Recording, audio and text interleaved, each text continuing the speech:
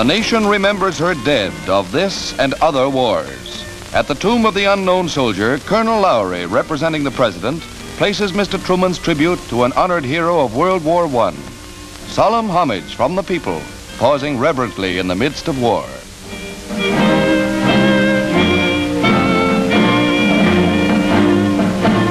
At a national cemetery in Brooklyn, as at others throughout the country, pilgrimages to the flower-bedecked graves prove anew that a grateful nation will never forget those who died that America might live.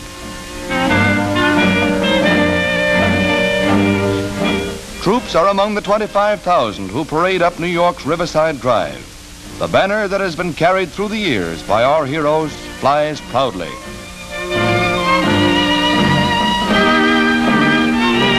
For the first time, no Civil War veteran is able to appear in this annual tribute.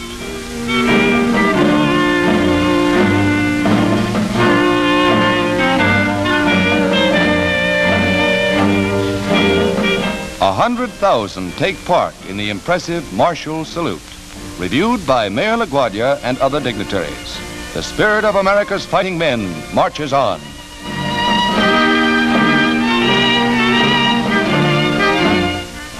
At Anzio, Italy, scene of one of our bloodiest landings, a group of Rangers pays a visit to the fields where they fought. Captured by the Germans and freed by the Russians in Poland, they're on their way home. First, they visit the cemetery where many of their buddies lay buried for a last silent farewell. Signal Corps cameras show that they have remembered. Memorial Day will be every day for them, for you can't forget the man who died at your side. Let us remember the best Memorial Day tribute we can pay. Work harder for final victory.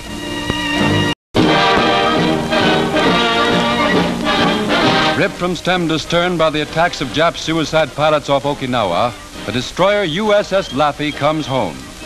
Skippered by Commander Beckton, the fire-blackened ship is on display at Seattle, visual evidence of the desperate need for more shipyard workers.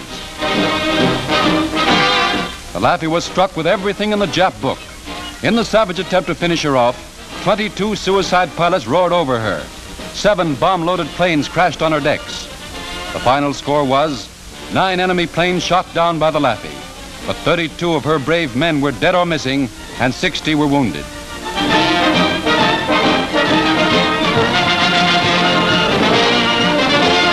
A Jap suicide boat, souvenir of the battle. 15,000 more workers are needed to repair ships damaged in the Pacific. Stay on the job until final victory.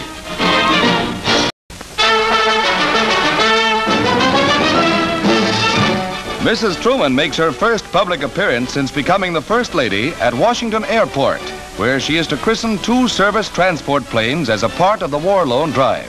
The planes were bought with Congressional Club bond sales. The First Lady gives the bottle a lusty swing, and with a little help, the plane is duly christened. The big ships are fitted for the evacuation of wounded. More bonds mean more planes.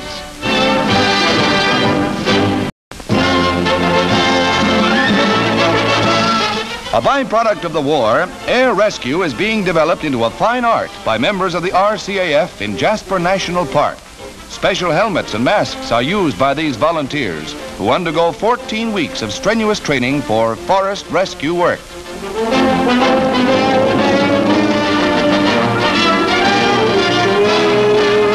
Hand-picked pilots fly the dangerous terrain. Each candidate must make at least 4 timber jumps over densely wooded country and deliberately maneuver his chute so that he lands in trees. This boy knows the ropes. It's a bullseye. He then lowers himself from the tree with a rope attached to the chute's risers. He has hit a designated target from a height of 2,000 feet.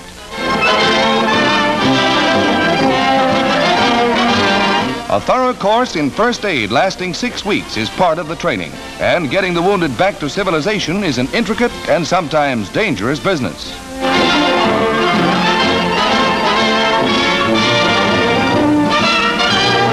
The last lap to safety. War's techniques help open the wilderness, the silver lining in a dark cloud. Visiting the White House at President Truman's invitation, the regent and heir apparent to the throne of Iraq, Prince Abdul Illah, will be in the United States for an extended stay. The press greets the 33-year-old royal visitor, a direct descendant of the Prophet Muhammad. While here, the prince will inspect U.S. power and irrigation projects with an eye to his own country's needs, now that the clouds of war have cleared in Europe.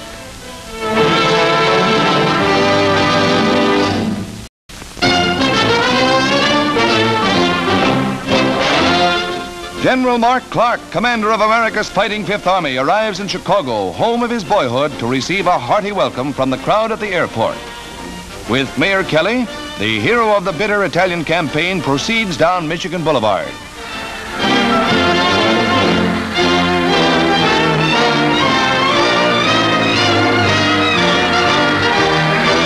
General Clark's command pinned down and finally captured 25 German divisions after 2 years of fighting. Mrs. Clark bestows the warrior's reward.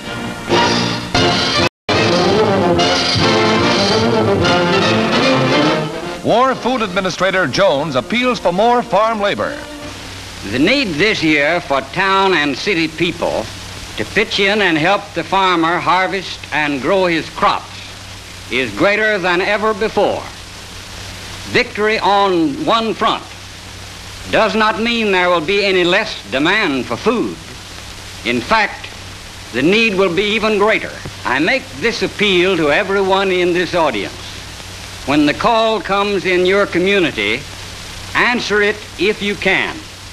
Men and women, boys and girls, all who can give a part-time of their vacation or all through the harvest should do so and should volunteer now before your county agricultural agent or your local farm employment office. The need is urgent.